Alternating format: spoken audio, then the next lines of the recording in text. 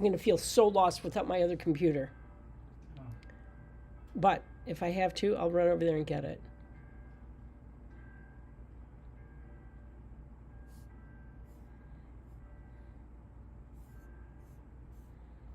Okay, so I'm going to go to this.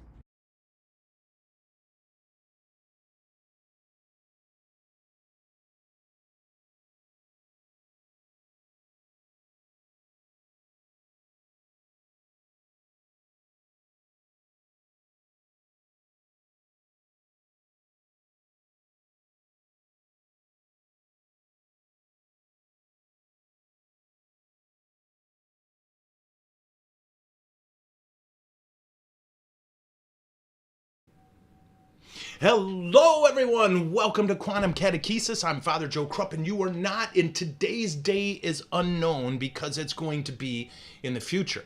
Dr. Aaron, Carrie, and I in our spare time have built another time machine. We did not use a DeLorean, we used a Chevette, and we feel pretty good about this. All we got to do is get it to 70, and I'm sure we won't have any problems doing that. This is part 2 of our series on Israel. And in our last episode, strongly encourage you to listen to it if you haven't yet. It'll help make more sense of this. But what we've looked at so far is the post-World War II aftershock and the partitioning of the land when the British Mandate ended. Where we're at now is about 1950, right in there, when Israel has been reestablished. She's fought for her right to exist at terrible price. She beat the Arab armies that invaded, and now Israel is setting about recreating the land of Israel in their proper image, for lack of a better phrase, through farming, the construction of cities, the spreading out of their population. So where we're at now with wonderful Dr. Aaron Walter, and I keep saying Walters. I don't know why I do that, bro. Yeah, it's fine, but I've heard it. You're not original. Sorry. Okay, well, but I was original when I said Aaron, right? Because you've never heard that before. I never heard that one before. Yeah. I made it up. Some guy stole it and uses it on a YouTube video. It's very awkward. So, brother, if you would, can you pick us up now at German reparations? Yeah, sure. So, where are we? We've got this weird moment in early Israeli history, in terms of the state of Israeli history, where they've won a war. They're trying to create the conditions for.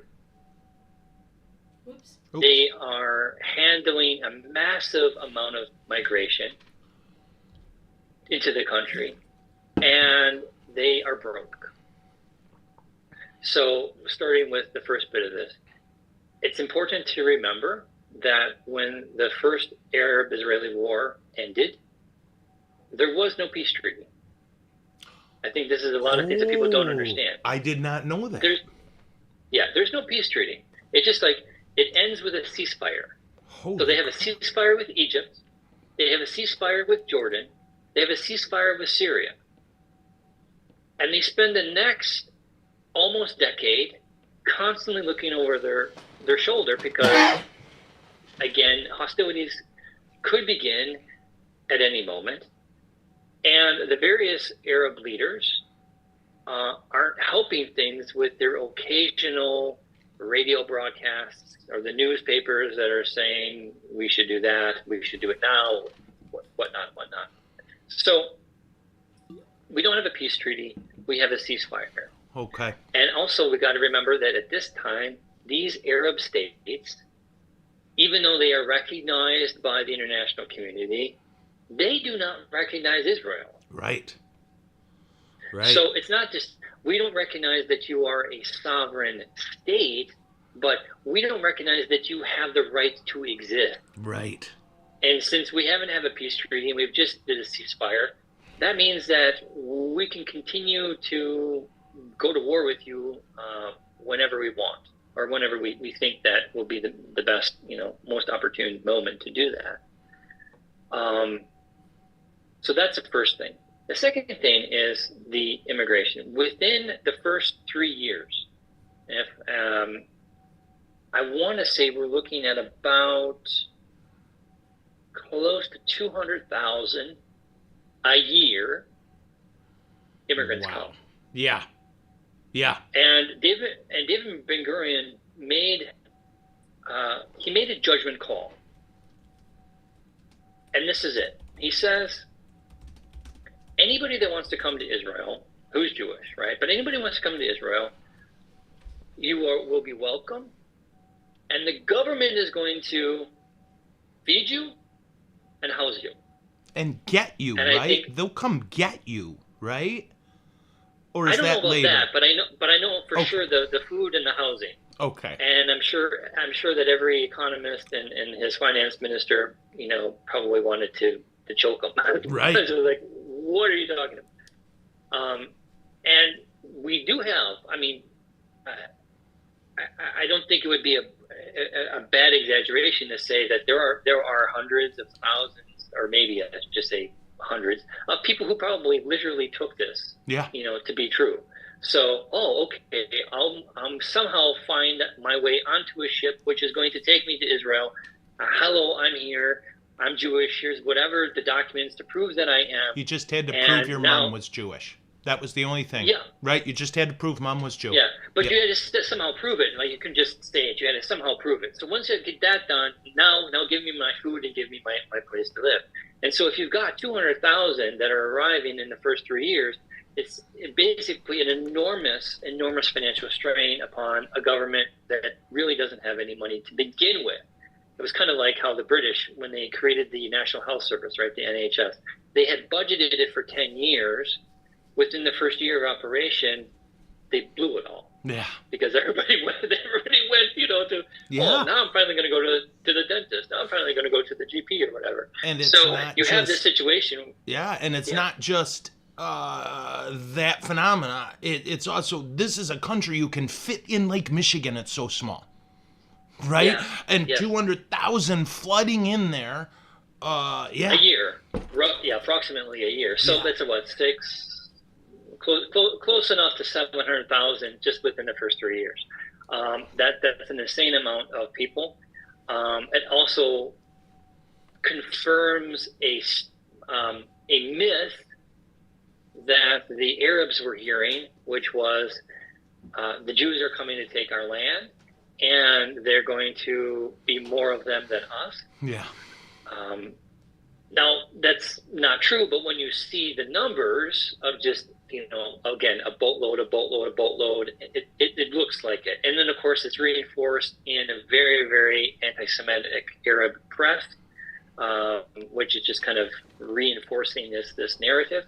So it doesn't help the relationship with the Arab neighbors or with their Arab neighbors. Yeah. And so where do we get the money? So this is the next real kind of big problem that the government has to solve, and they go about like as any new kind of government would. They go to the big countries that can lend them the money. So they go to the U.S., they go to the Soviet Union, of course, existing at this time.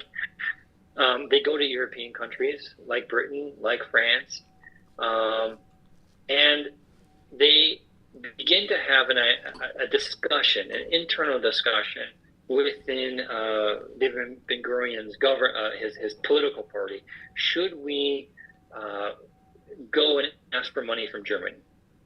And this sparks then a debate that has to occur in the Knesset, which is the name of the Israeli parliament.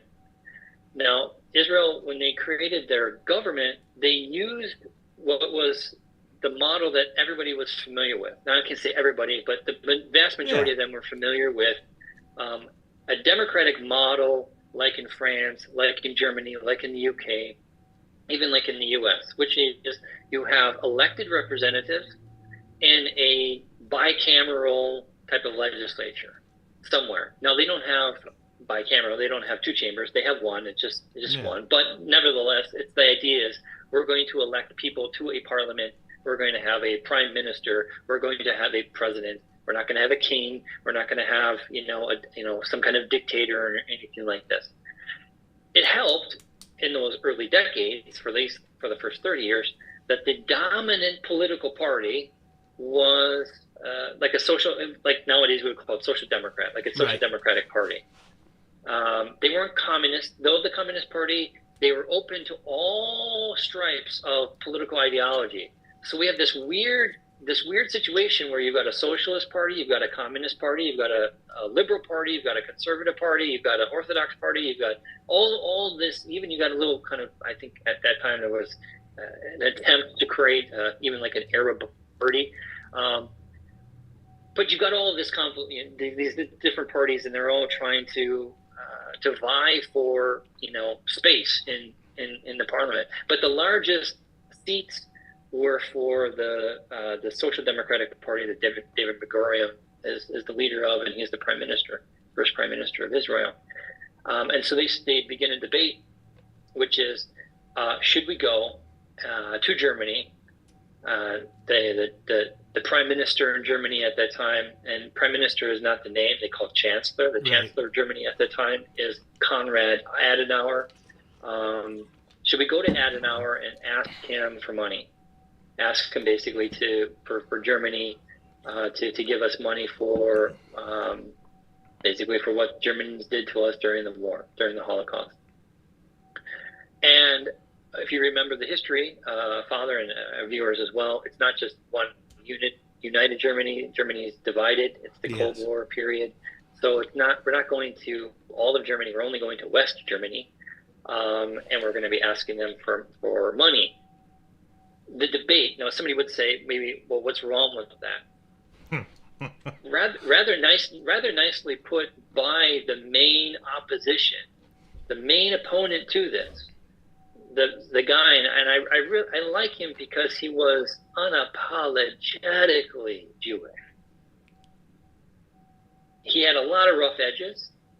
The Arabs thought of him as a terrorist. The Brits thought of him as a terrorist. A lot of his supporters thought of him as, like this new great guy. And it took him a long time to get into actual government, and then he did eventually become prime minister. But the man's name is Menachem Begin. Yeah. Menachem Begin. Yeah. And Begin and Ben-Gurion, they hated each other. Yeah. But there's so many great stories about the two of them. They would never, like when one stood, the other sat. Yeah. And it was a sign. It was just like a little subtle. Yeah, it was kind of disrespectful, but it was being done on a little way of kind of on purpose. They would, the man who sits opposite me, I think that's how Begin would refer to Ben-Gurion. He never would say prime minister or something like that, and then Ben-Gurion would say something similar, like, my opponent, or the guy who's sitting over there. But the main opponent in the Knesset during this debate is Menachem Begin. And why? Well, he brings up this good point, which is you cannot put a price on a life. Yeah. Yeah. Yep. What you're asking the Jewish government to do, what you're asking the Jewish government to do is to go to the very people that tried to exterminate us, and in many cases they succeeded. Yeah. And to say, the life that you took was worth this. And it's an ethical question, it's a moral question. And looking back, I think it was a really good one for Begin to bring up. And it wasn't though he just brought it up in the parliament chamber. I mean, he led protests, and some of these protests turned violent against, so you have this weird situation where there's Israeli police that have to, riot police that have to stop, Jews who are protesting, much at the provocation of Begin, who had just finished a speech, and he had riled up the crowd in such a way, that they were very animately opposed to it. the debate happened, Begin made his point, Ben-Gurion made his point, which was we need to move on, from this war. We need to move on from the Holocaust. And it's not that we are forgetting the memories of those loved ones that we lost. And it's also, in no way are we, because this was another criticism that Begin had, which was, if we enter into an agreement with Germany for some kind of reparations, we then are basically absolving them of their guilt. Yes. I was astounded reading that. I did read about that, where Begin's point was really simple. They need to feel this. And we don't need to take from them. We don't want them to buy their way out of guilt. Yeah.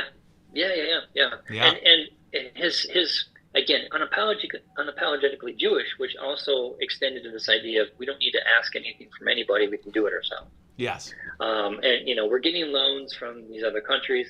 The World Jewish Congress it was very active also still during these decades, going around the world to large Jewish, philanthropic families and asking money from them and getting money. I mean, Rothschild, for example, gave a lot, pre-state years, decades, and also afterwards. But Ben-Gurion counters all of this by saying we have to move on, and if the best way to move on and the best way to create the economic conditions for us to grow is to basically forgive and move on, then I'm going to do that. And I don't know if it's going to be, if this is going to be the last thing that happens for me as the leader of this party or as the leader of the prime minister, but I'm going to do it. And they did. So they entered into negotiations with the Germans, with the German government. This is of Konrad Adenauer's West German government. And they finally agreed. There was discussions, there were negotiations, but they settled upon, in 1952 was the year that they settled upon this agreement that West Germany would pay Israel the sum of about 3 billion marks. Mm-hmm. That was the German currency back then. Which at that time, that conversion rate back in early 50s would be in US dollars, and I wrote it down, 714 million. So 714 million US dollars converted at that time period. Oh, wow. That'd be well over a couple billion today. Yes, yeah. Holy cow. Okay. And do you mind a question real quick? Is that all right? Yeah, go ahead. Okay. I saw your hand raised. Okay. Yes. If you don't mind, that's what I'll do, because I don't wanna miss a chance to ask you some things, but I also don't want to interrupt a brother. So one of the things that astounded me, that I was not prepared for when I went there, was the absolute contentiousness. Now, this was 1993, of religious Jews against secular Jews. That you had, in fact, one of our profs literally said, jokingly, he literally said this phrase: "We thank God every day for the Palestinians, because it's the only thing keeping us from killing each other." Right? That you have and of course he's exaggerating for the sense of humor, but I was astounded at the contentiousness between your atheist socialist Jews, which were most of them in my experience, and your devout religious Jews. And like when I was there, they decided, and this was just a screw you to the religious Jews. They put a McDonald's in a religious neighborhood just to watch the fallout. And there was riots. There was, because, McDonald's can't be kosher. They make cheeseburgers, right? And you got to have a half hour between dairy and beef, and it just, I was, like, they put a pig farm in one of these neighborhoods once, and it's just to mess with the religious Jews. But then at the same time, these hardcore atheist Jews believed the religious Jews were a treasure, right? That they irritated them. But so is this Menachem Begin and David Ben-Gurion, is this a reflection of that? Is that like kind of no? This is a reflection of within, and it could be a session all by itself. Okay. Within essentially the two wings of political Zionism. You've got one wing which has been going on, and then you have revisionist Zionism, which has been this is Begin coming from Zev Jabotinsky. He was the leader of the revisionist Zionist movement. Okay. And I don't want to kind of get sidetracked from this, but but it's more of the two wings of that's Zionism very helpful. Rather than, I laughed a little bit in the beginning because here's another one of those, like, on hindsight, I don't know if you would have done this, David, but David Ben-Gurion, he, at this time, when Israel was created, there is about roughly 500 Haredi families in Israel. Now, 500 which families? Haredi, the ultra-Orthodox. Right, really? That's it? And that's it. And they say, look, for our sons, we don't want to go into your army. And Ben-Gurion says, fine, I don't think there's going to be a lot of you anyways, so it's okay, you can keep your little community. That's how they got them all there? I mean, because when I was there was a crap ton, right? You know, the Hasids and the... Of course it grew, in the preceding decades. Gosh. But this agreement that the Haredi don't have to serve in the IDF, they're not conscripted in, dates all the way back to Ben-Gurion basically making this deal with them, because at the time, there wasn't enough of them that he really thought there would be any big deal, if he exempted these guys. Hysterical. Do you know how it was pitched to me, bro? Here's how it was pitched to me, and this is Israeli propaganda, right, at its finest, right? Yeah. Oh, no, Ben-Gurion considered them a national treasure, and he didn't want them hurt in the fighting. And it was one of those things, people jokingly got ticked because they're so contentious, that group. Like, I got struck by them a few times because I got on the wrong side of the bus, and I'm clearly a goyim, and just all the crazy stuff of, like, oh, I could go on and on. I mean, we could talk, bro. Yeah. But that's what was pitched to me is, oh no, David Ben-Gurion wanted to consider them a national treasure. And I'm sure that he did, in terms of this national kind of conversation about the different groups that make up this beautiful country that we have. But they were so little of them. And classic Ben-Gurion. The grand scheme of things. Right? Yeah. Classic Ben-Gurion. What's practical? Yes. We're going to do that. Yes, exactly. Yeah. Exactly. Oh, my gosh. You are cracking me up. That was it. Yeah. Oh. But they took, and if you get a chance to go back to Israel, or any of our followers, that are listening, that would do that, if you go to Jerusalem and you go to the old Jerusalem train station, I know which where is you are. now basically turned into a bit of, it's more of a, there's a park and people, it's for families. I mean, it's quite beautiful. Oh, wow. So there's three, if I want to think about it. There's like the one, the original Jerusalem train station. Yeah. They have this locomotive, and it's there. That locomotive was bought with German money, reparation money. Okay. The rail, basically the link from Jerusalem to Tel Aviv. Yeah. That's German reparation money. The port of Haifa, German reparation money. The port in Elad, and some of the stuff that happened down in the Negev. I mean, they used the money to create the infrastructure, which helped, just make Israel really blossom. So they used it wisely.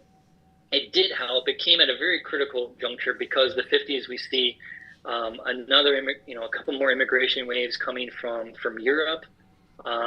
53, 56, they're coming from Poland. Soviets basically want to get the Jews out of Poland. Yeah. So they're doing that at that time, and we also have, by the 50s, a kind of this Israeli economic miracle taking place, where their economy has really started to really hum nicely. They start looking at what else they can produce, export rather than just fruit and textiles, right? Because now, okay, we're actually creating, cities, towns into cities and villages into towns and so forth. And that leads into the 60s, the 1960s, where Ben Gurion is he's getting older. He also is more sickly. He's no longer involved in national politics, and it's handed off. By the end of the 50s, he hands it off to some other people. You mentioned Golda Meir. She becomes she's not the next one. She doesn't follow him directly. There's another leader between Eshkol, was his last name, but Golda Meir does work her way up, and there's so many good autobiographies and biographies written about her, and I think even Helen Mirren is starring in a new kind of biopic film called Golda, just about her. But by the mid 60s, she's going to be she's the prime minister. She was the foreign minister, right? And this is where we have. This is kind of more related directly to my specialty in terms of the U.S. foreign policy towards Israel. When she was foreign minister and she went to the U.S. In '62, and she met with President Kennedy, and prior to that meeting, they had a little bit of a press conference, and Kennedy makes a statement of how the U.S. has a special relationship with Israel. Yeah. And I don't know if you know this, Father, but the United States, verbally, technically speaking, has only a special relationship with two countries. Like, we have foreign relations with lots, and we have a lot of good relations, but we only have a special relationship with two countries. One is the UK, and that dates back to Roosevelt and Winston Churchill in World War II. But the other one is Israel. Yeah. And it's actually based on this comment that Kennedy had made publicly, meeting with Meir. You know what? It's a fascinating thing when you look. It's the only republic, or it's not really a republic, the parliamentary democracy, whatever you call it. It's the only one in the Middle East. It is, yeah. And it's the only place where people are, what we would say, completely free. Right, the kind of freedom we have-ish, right? And it's fascinating to me how familiar Israel felt. Like, and I know that sounds funny, but when I've been in, my God, a million countries, right?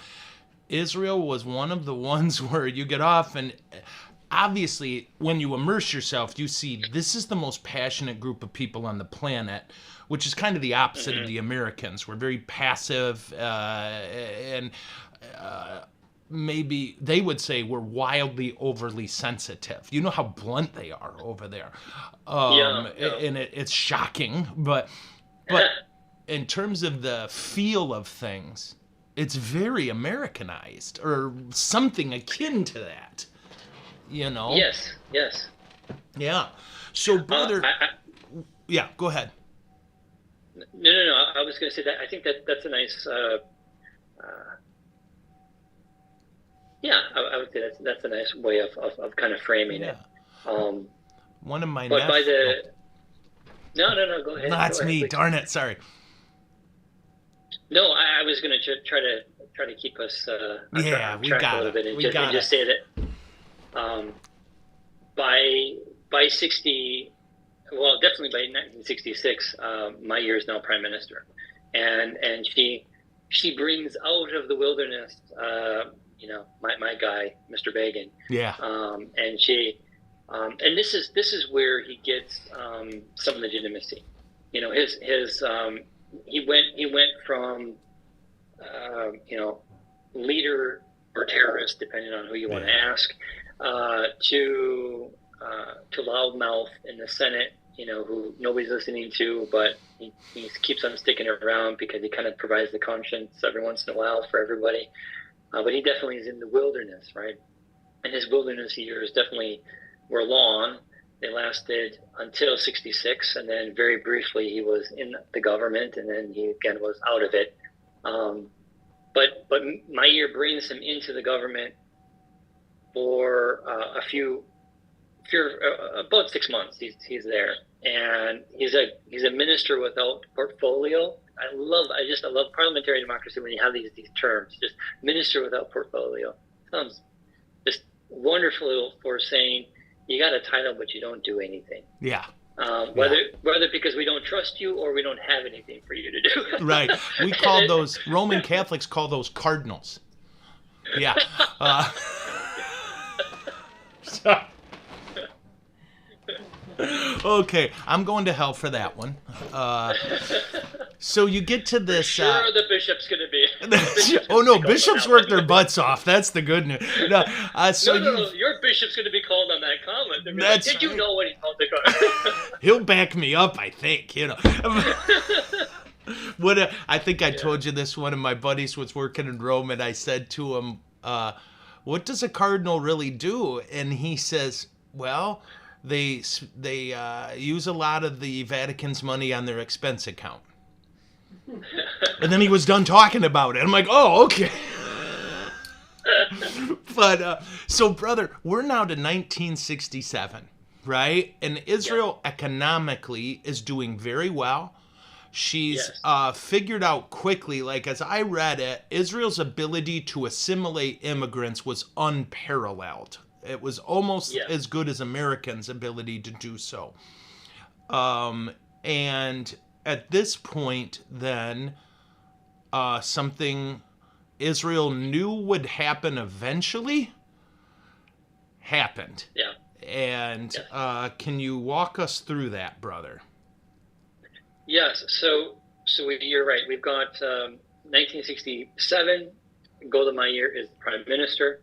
Moshe Dayan is her. He was previous to that the chief of staff, which would be for the U.S. military equivalency. I can think of him as like the chief of the Joint Chiefs of Staff. Mm-hmm. Yeah, like he's the head guy. But now he is the defense minister. He's kind of been he got out of military, and is so typical in Israeli politics. A lot of people who leave the military get into politics right away, and he does. And they're hearing alarming reports by their spies. Spies in Syria, spies in Egypt, particularly the spy that they have in Cairo, that the Egyptians are just itching to take some land again. They want to go back to war. They're hearing it through radio broadcasts coming out of Egypt, and my ears she's left kind of with this decision to make, which is if we know that they're going to attack, we don't maybe know necessarily when, but we know that they're going to. So maybe we should attack first, do this preemptively. And it did spark a bit of a discussion within her cabinet, because it's like, well, how is this going to be perceived in the rest of the world, within the international press, in particular, the Western press, which are our allies. Are they going to think that we're now these aggressors? And the short answer is yes, but it would be much rather we do this now than be surprised and potentially lose everything that we've been creating at the moment. So it was in June that they, like the first few days in June, that Israel decides to launch a series of preemptive attacks against the Egyptian Air Force in particular. Yeah. And they were very successful. They basically completely destroyed the Egyptian Air Force. It's also important. I don't want to skip over this. There's a lot of stuff that's going on domestically in Egypt, and domestically in Syria, and domestically in Jordan during this time period. Yeah. There's and then if you want to look not at the microcosm, but the macrocosm of the Cold War. There's a lot going on Yes. in the basically 10 years from 56 to 66 or 57 to 67 that's happening there. We've got the complete pullout of British and French influence in this region. They attempt to, in 1956, they attempt to take the Suez Canal. The British and the French try to do this. They actually are able to rope the Israelis in militarily to help them, because why? The Egyptians nationalized the strait. Right. It was like, why should these Westerners, get money from our what's stuff? Ours? Yeah. And of course, in kind of old superpower thinking, they're like, well, how dare you have an opinion and try to say that you should have some of the money? So no, we're going to take it back. But it was a disaster. It was a disaster for the British. It was a disaster for the French. Militarily speaking, only the Israelis were successful, which kind of, again, shocked them. Didn't surprise the Israelis at all, because they're like, well, we're good at this. And they really, really ticked off. There's a stronger word to use, but I won't. Right. But they really ticked off the Eisenhower administration. Ike at this time, he's dealing with the Soviets who invaded Hungary. We've got the Budapest Revolt exactly during this time period in 1956. So it's like the last thing he wants is a war in the Middle East. Right. So almost like a parent telling children, like, knock it off. I'm going to pull this card over. He yells at the British. He yells at the French. He yells at the Israelis. So this Suez Crisis, as at least the history books, or even Wikipedia probably refers to it as, ends with the British and the French really gone. They're gone from the region. Any attempt that they thought they could of kind of reconstructing a bit of a colonial influence, or at least some type of superpower influence, it's gone. This is where we really have the U.S. and the Soviets now. For 100%, they are the superpowers. They're in charge, and they're in this region. They're in the Middle East, and they're trying to get their different spheres of influence. With the Soviets predominantly giving money and giving military assistance, giving even some political ideological help to the Arab states there, and the Americans giving money. They're trying to play both sides. But by 67 it changes, but they're trying to be kind of neutral still here for Israel. But by 67 we have this issue with in particular with Egypt and over the strait of Tehran, which Egypt had closed to Israeli shipping and also to Western shipping, and then of course you have the Suez itself that they do control, and they want particular. It's about money, of course. They want certain import taxes and so forth. But it's not just that. Now we've got the Sinai, that both Israel and Egypt are. They're looking at it from the perspective of a buffer zone. Yeah. Because if you recall, I mentioned in the first episode that when that first Arab-Israeli war ended, it didn't end in a peace treaty. It only ended in a ceasefire, which meant that there was a demarcation line of where they had stopped fighting, but it wasn't necessarily now where a border. So any moment now there could be fighting again, and the border almost goes straight down the middle of the Sinai. Yeah. And if this is helpful, just real quick for God's people. So if you look, it's hard to see on a globe because it's so tiny, but between Israel and Egypt is this little peninsula. They call it the Taba Peninsula or the Sinai Peninsula. And that's what Dr. Walters is describing, that at the end of the 48 war, again, ceasefire, no treaty.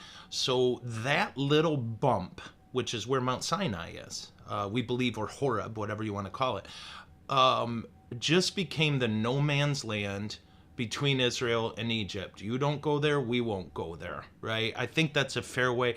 And the only time I can think of that the Israelis crossed it militarily was to go do their part in the Suez Canal crisis.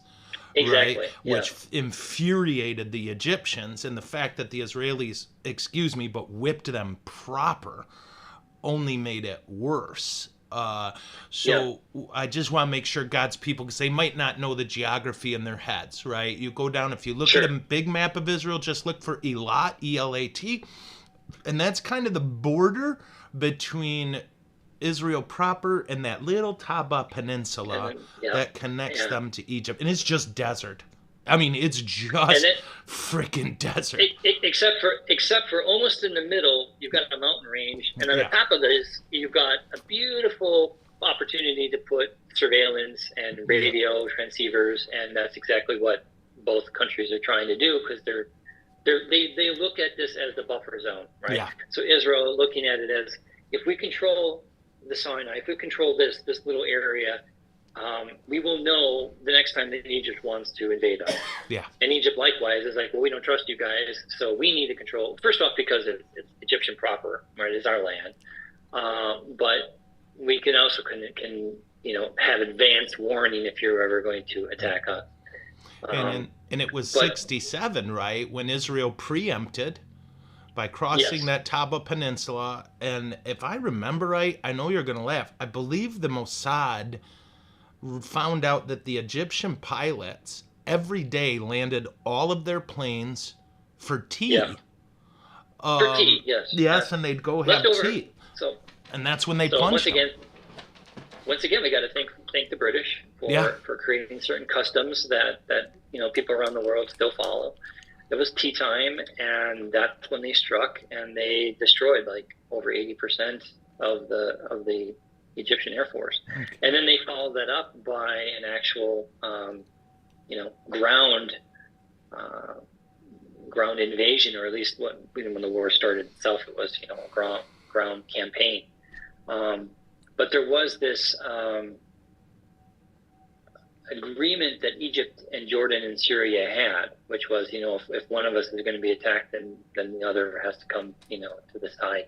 So this is where, again, now you have two other Arab states initially not included in Israel's attack, but now Israel has to defend itself against these two other states, who, again, through the propaganda at that time, through the newspapers, radio, even through the agreements that the Arab leaders themselves had. Kim Hussein talking with the leader in Syria. This is the current Syrian leader. His last name is Assad. This is Assad's father. Yeah. Okay. And he was a bastard. Nasser. Yeah. Yeah. And Nasser in Egypt, the leader, and they all are in agreement. Like, the next war, and this is what's so frustrating for me, because this is what they tell their people. Yeah. The next war is the one that we're going to win. And all of those Arabs, we didn't mention this in the first episode, but all of those Arabs, why? But Benny Morris does a great job of framing it and then describing it like almost in detail. But all of those Arabs that left partitioned Palestine in the first war, right? And they went to Egypt and they went to Jordan, and some of them but primarily they went to Jordan and Egypt. Why did they go there? Why did they leave? Actually, the myth is they went because they were forced out by the IDF, or they were forced out, or being fear of being killed by the Jews. They left. There maybe have been some fear there, but they left primarily because these other governments said, "Come, we'll protect you, and then when we basically cleanse the land, you can not only get your land back, but maybe you can get some more." Right. And when they didn't win, now there's this massive refugee crisis right on the border in Egypt, in Jordan, and what are you going to do? Right. And the Egyptians aren't saying, "Oh, now suddenly you're Egyptian," and the Jordanians aren't saying, "Oh, now suddenly you're Jordanian." It's, well, we don't know what you are, but just wait until the next war, and then you can still go back home. So a decade goes by, maybe you've got a generation born in the refugee camps. I don't know why I did the quotation mark. They were refugee camps. But you've got this narrative, which is we're strong. We need to fight the Jews. We need to take our land back, which coupled with what they're telling the refugees, which is just wait, just wait, just wait. We're going to do it for you. And now we have another war. But this is where we see the first real intervention of the U.S. and the Soviets. Yeah. Which is interesting because, like, at the same time that they're saying one thing out of their mouth, which is you guys got to stop talking, stop fighting, they're also on the other side of their mouth saying how much money, how much weapons do you need? Because they're giving like candy to Israel what they need, and the Soviets are giving to these Arab states what they need militarily. But then they say, but you have 6 days. So it's like okay, like the parent again. It's like you have 6 days to beat the crap out of each other, and whoever wins, then that's it. But 6 days, or we're gonna then have to come in and break you guys up. It's like when Dad would send 2 of us boys out in the yard. If we wouldn't quit fighting, he'd literally throw us out in the yard and say, "One of you can go. When one of you comes back in, I'll know it's done." Yeah. Right? Just not in the house. I'm sick of it. Yeah. Yeah. So I don't know. For me, I just think it's so funny. It's like, well, you guys, 6 days. You have 6 days to do whatever it is that you want, and then we'll deal with the consequences afterwards. So this is the first real attempt, or first real time that we have the superpowers, the United States and the Soviet Union, getting themselves involved in this kind of Arab-Israeli conflict, outside of the covert way of what they were already doing, which was the money and the weapons. But now they're like, again, you get kind of 6 days. And again, it's the miracle of miracles, or it's the surprise of surprises for everybody. But Israel is victorious. But it's not just they're able to be, beating back these armies that have now invaded. It's they beat back and then they take extra territory. Yeah. So Israel doubles in size after this 6-day war. And what's more important for the Jews and for the state of Israel is they're able to reunite Jerusalem. Yeah. And this is something I think a lot of people maybe didn't know. But in 1948, when the state of Israel was created, they didn't control Jerusalem. No. Jordan controlled Jerusalem. Yep. And they controlled who got into Jerusalem to pray and to buy stuff and to work. And the Arabs that were living there, yes, predominantly were already living in the eastern part of the city. Yep, so it's not like that suddenly now they were like forced in the Yeah. There was already an Arab quarter there. But as you know, I mean, Jerusalem is already separated into all these other different quarters. What do you got? Armenian quarter, Jewish quarter, Arab quarter, and the Christian quarter. Yep. Oh, yeah. Yeah. So you have this beautifully orchestrated kind of they were paratroopers, Israeli paratroopers, but they jumped in and they were able to take the city and they were able to reunite. And there's a lot of pictures you can find it on Google where they just there's tears coming down the soldiers' faces because now they're able to pray at the Western Wall, at the Wailing Wall, but they unite Jerusalem, and they I have to say, much to their credit, much to the state of Israel's credit, what do you do with Jerusalem now? Well, they administer it much as they would have in the past, which was it's an open city to anybody to come and to worship. You don't have to pay a tax like the Ottomans were forcing on Jews or on Christians. We're going to respect the different hours of prayer, and but we administer it, which means that we also take care of the security for it. And I think this is where you get then for more modern day issues or problems. It's like, well, the Israelis are keeping people from worshiping, whether they be ultra-Orthodox Jews who are trying to come at weird times to pray at the Western Wall, or unveiled Jewish women who are trying to go and pray in parts where they're not supposed to, or maybe blocking access for whatever legitimate security reason it is, but they're going to block access for Arabs going to Alaska that's the actual compound, but to go to the Temple Mount to pray. And do you mind, brother, if I interject a little bit for so folks? So what Dr. Aaron's talking about is Jerusalem has. Oh, sorry, I'm supposed to look at this camera. I want him to see the moneymaker, Doc. Jerusalem, and Doc, please don't hesitate to correct me, has the holiest site for Christians, the holiest site for Muslims, the holiest, second holiest site for Muslims, and and the holiest site for Jews. And two are the same, namely the ruins of the Jewish temple that the Romans destroyed in 78 or 64, 66, 71 AD. The Romans leveled the temple. And the order, the Roman general was named Vespasian, and his order to the army was, when you tear down the temple, don't leave one stone on top of another.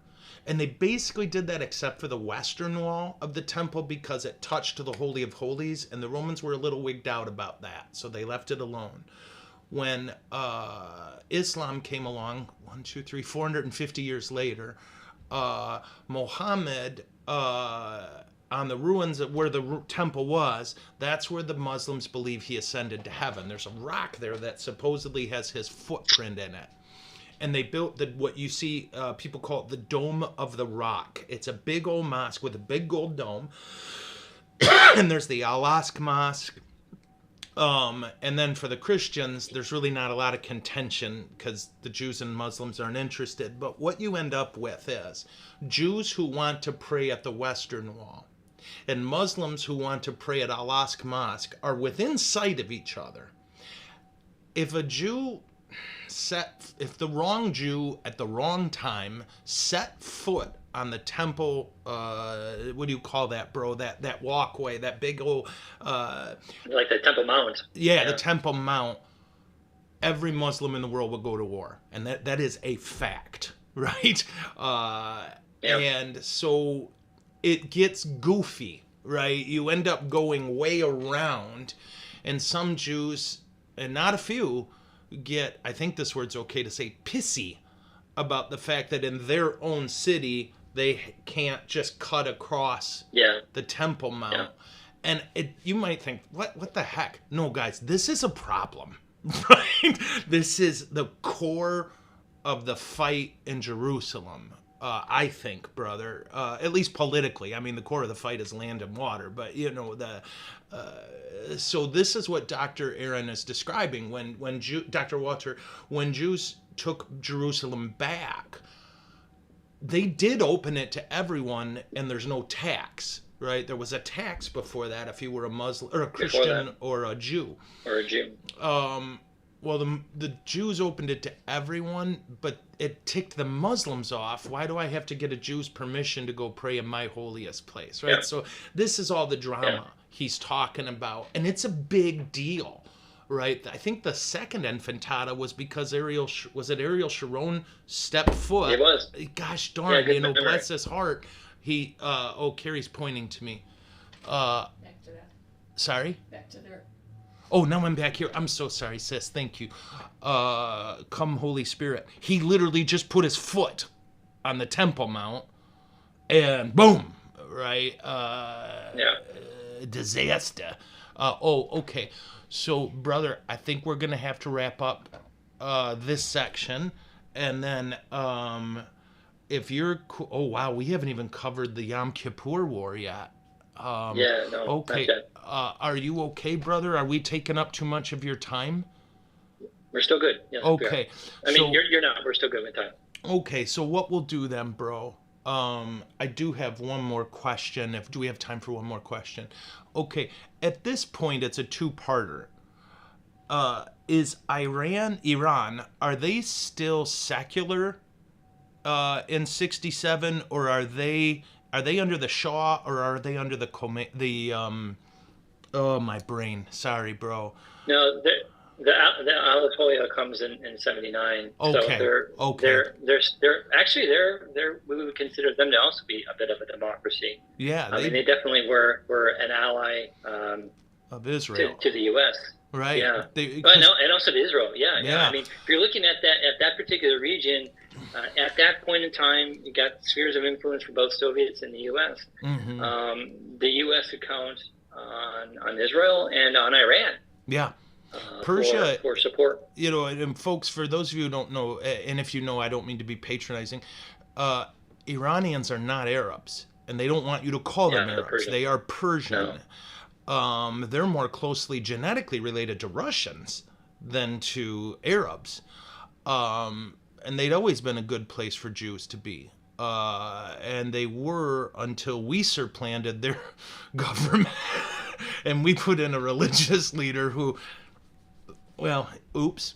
But anyway, so that I did want to check because I couldn't remember when. Once religious leaders took over, once Muslim leaders took over Iran, that's when everything went south.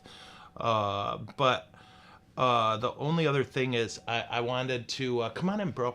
A real quick statement and see if you think this is correct. I remember at one point I was sitting in class and I said, okay, I said, so we're in the 1950s, right?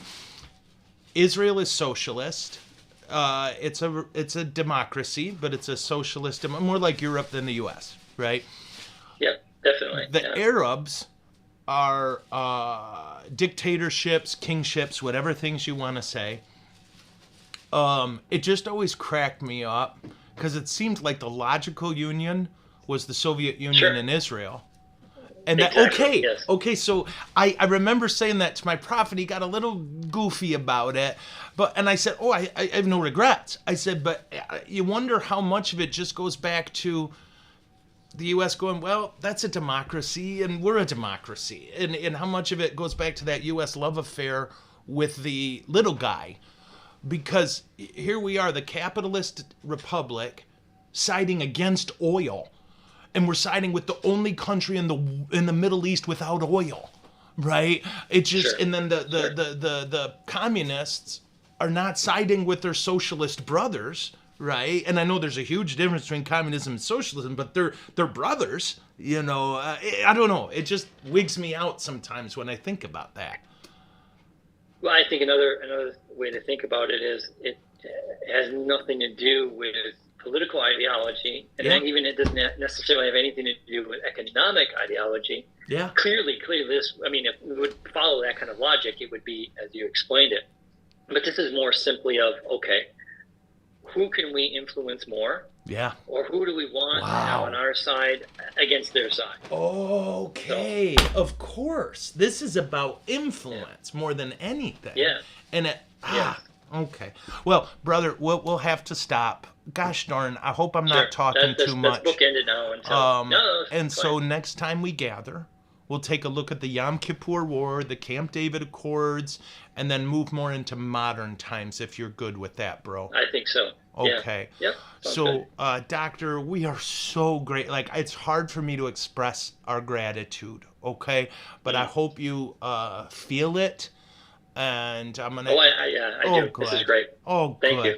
And we will set up in time for our next 57 episodes to get through the next 10 years of Israel. And I'd like to invite you now to the next 30-part series. That's right. And for those of you listening, please get any of your questions together, and then Doctor, I'm gonna put you on the spot. We're family now. When we're done with this series, theoretically, we'll have a list of whole questions for you, bro. Yeah, I'm going to probably have to go back on and answer them. So, let's do that. Okay, praise the Lord.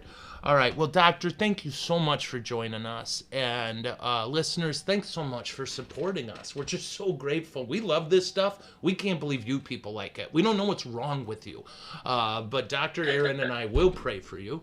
I'll ask you to thank Dr. Walter by praying for his family. And praying for peace in Ukraine, and we will catch you guys later. So God bless you all. See you soon.